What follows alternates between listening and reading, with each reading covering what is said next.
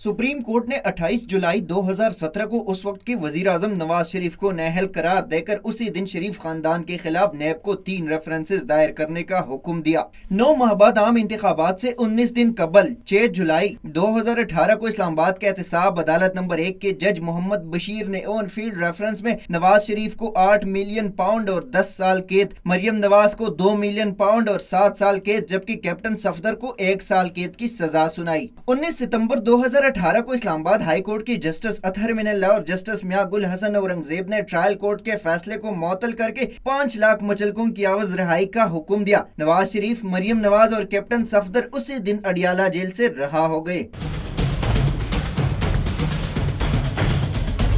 24 दिसंबर 2018 को नवाज शरीफ के खिलाफ मजीद 2 रेफरेंसेस पर भी एहतसाब अदालत नंबर 2 के जज मोहम्मद अरशद मलिक ने फैसला दिया। अल अजीजिया स्टील मिल रेफरेंस में नवाज शरीफ को 1.5 बिलियन रुपए, 25 मिलियन डॉलर और 7 साल कैद की सजा सुनाई गई जबकि फ्लैगशिप रेफरेंस में बरी किया गया। ट्रायल कोर्ट के फैसले के खिलाफ अपील दायर कर दी गई तो इस्लामाबाद हाई कोर्ट के जस्टिस आमिर फारूक और जस्टिस मोहसिन अख्तर कियानी ने 29 अक्टूबर 2019 को नवाज शरीफ की 20 लाख मुचलकों की 8 हफ्तों की मशरूत जमानत मंजूर कर ली।